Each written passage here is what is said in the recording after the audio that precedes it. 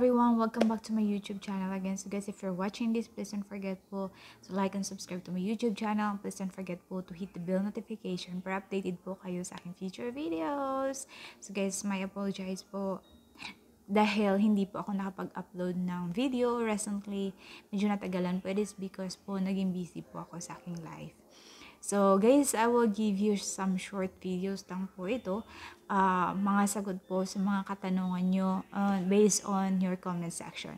So yung tanong po is, ma'am, pwede po ba photocopy ni PSA ang dadalhin ko sa aking appearance as a new applicant ng passport? Kasi wala po akong original. Kasi kinuha po ng school, kinuha po ni somewhere sa pag-submit po ng document. So guys, hindi po siya pwede. Hindi po pwede na photocopy yung i-present nyo sa DFA during your appearance. You know why? Kasi kinukuha na po ni DFA yung original na PSA birth certificate natin para i-compile po nila, i-compile po nila doon sa ang tawag nito, documents na pinasa nyo. So, ikikip po nila yan as files po under your name. So, hindi po siya binabalik. Yung original po na binibigay nyo sa DFA during your appearance, hindi na po siya binabalik ni DFA sa inyo.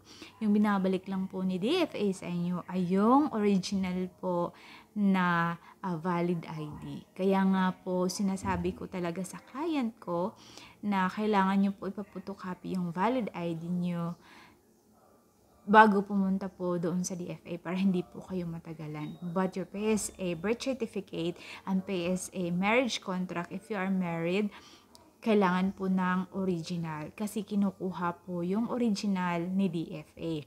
So, kung wala po kayong original na PSA birth certificate, madali lang naman po kumuha ng original na PSA birth certificate. I think one copy is 175 pesos, I believe. So guys, if ever nakukuha po kayo ng PSA birth certificate, makukuha po kasi yan right away. Kuha na lang po kayo ng 2 copy, 3 copy, or 5 copy. Kasi every time po na may transaction kayo, or every time po na may appointment kayo, or application abroad, kinukuha po talaga nila yung original. So, kasi mas madali na po kasi kumuha ng PSA birth certificate ngayon. Unlike dati, kaya nga po, photocopy lang yung hinihingi nila kasi mahirap po kumuha ng PSA birth certificate. But now, it is very easy na po. Pwede nyo po i-order online, pwede po kayo pumunta ng PSA office mismo. Tapos, ingat-ingat guys, if you want to order online, make sure po na legit yung website na pupuntahan nyo. Kasi baka ma-fake yung PSA birth certificate nyo. Alam nyo naman po ngayon sa new era natin na madami pong scammers. So, and pag once nakasubmit po kayo ng fake na PSA birth certificate, you will be in trouble po pagdating po sa DFA. Or else po, i-hold nila yung mga documents nyo and hindi na kayo bigyan ng passport.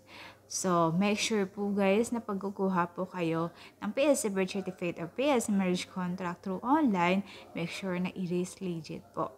So, kung gusto nyo po madali, like after 1 hour or 2 hours na appointment nyo sa PSA office, makukuha nyo kaagad, punta po kayo sa mga PSA office center. So, madali lang po. Kasi ako palagi talaga ako nagwo-walk doon sa PSA office center dati, doon sa Davao. So, every time nakukuha po ako ng PSA birth certificate, always nag-request po ako ng 5 copies. Kasi 175 lang naman guys. Kontra naman po, pabalik-balik kayo pupunta doon. So, that's it guys. Yun lang yung paalala ko na PSA photocopy is not acceptable po sa pagkuha po ng passport as new applicant. Kinukuha po nila yung original copy ng iyong PSA birth certificate at hindi na po nila yan ibabalik sa inyo. So, I hope nakatulong po ito sa mga nagtatanong or nalilito. And guys, if you're watching this, please don't forget po to like and subscribe to my YouTube channel. And please don't forget po to share para po alam niyo po yun, malaman po ng iba, magkaroon din po sila ng information. So, that's it guys. Goodbye. Thank you for watching.